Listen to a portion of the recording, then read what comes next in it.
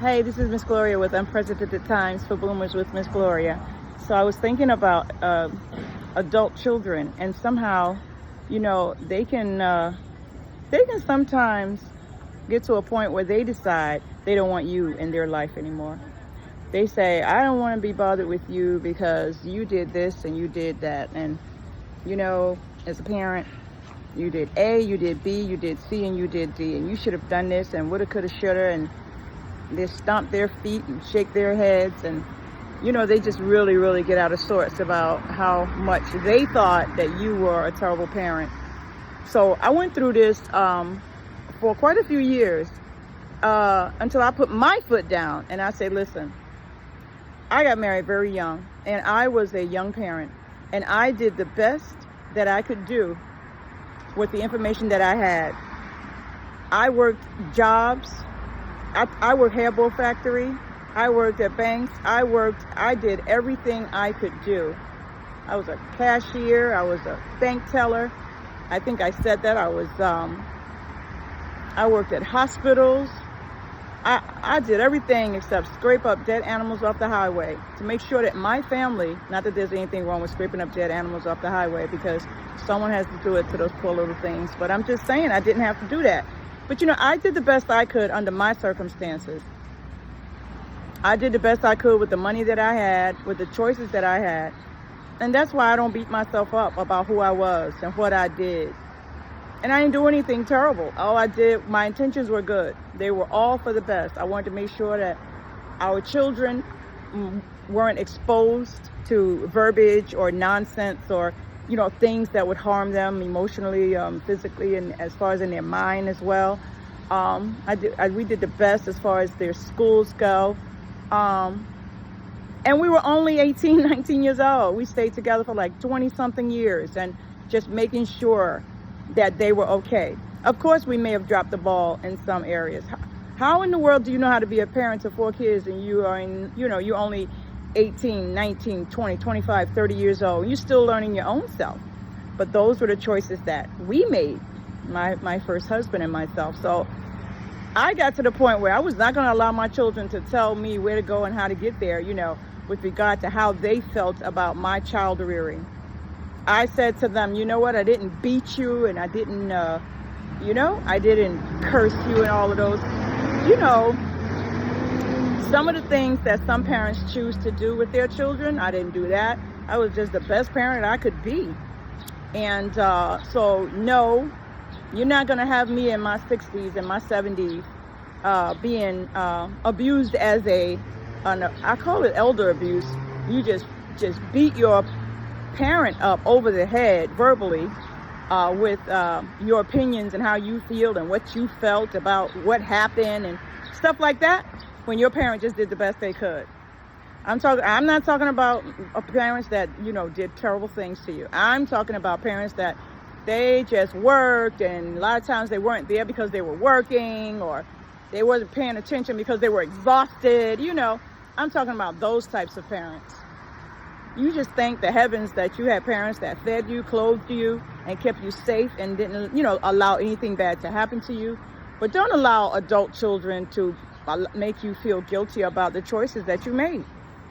Because what's going to happen is you are going to beat yourself up. You're going to feel bad. You're going to apologize until you're blue in the face. And they're still not going to be happy. And I was like, no, I'm not going out like that. I'm not. So I'm not going out like that. It's not necessary. It's not nice. It's not helpful. It's not kind. Why would you do that? I believe that my parents did the best that they could do. And whatever shortcomings I think happened, or things that I think weren't fair, or things that I think could have been done better, I just went in therapy or prayer or both. And I got myself together and I'm okay. My dad and mom are no longer with me, and I'm not walking around with a bunch of ghosts haunting me, feeling bad, feeling sad, guilt. I don't have any of that. Because the stuff that there's such thing as closure.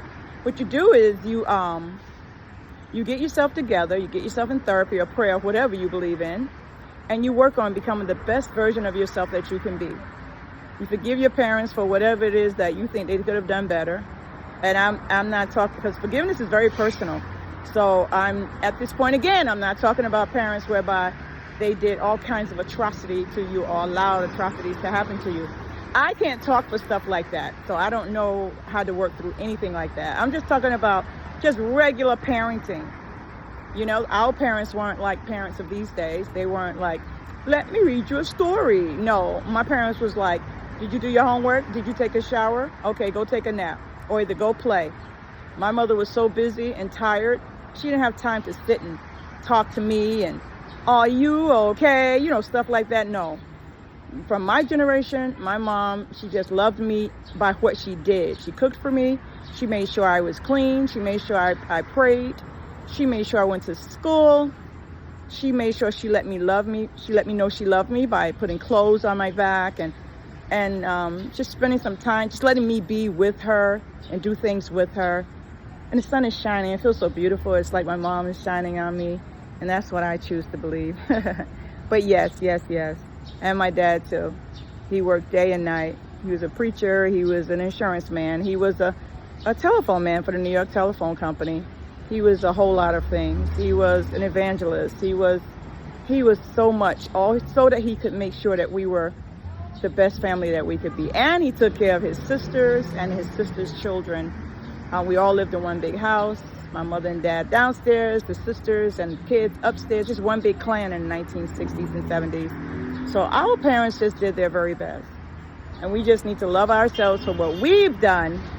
We just love ourselves, forgive ourselves for the mistakes that we make, that we realize that we wish we could have done better, and move on. But do not allow your estranged kids to figuratively beat you over the head because of their failures and the things that they think, and they in this particular place and moment think that you could have done better or differently. I can understand an opinion, but not year after year bringing it up and rehashing it and family drama. That's not necessary. It's not respectful. And that's a boomer perspective. That's a boomer's perspective. That's who I am. I'm a boomer. I'm one of those later boomers. I'm not the boomers from the 1940s and 50s, but I'm a boomer.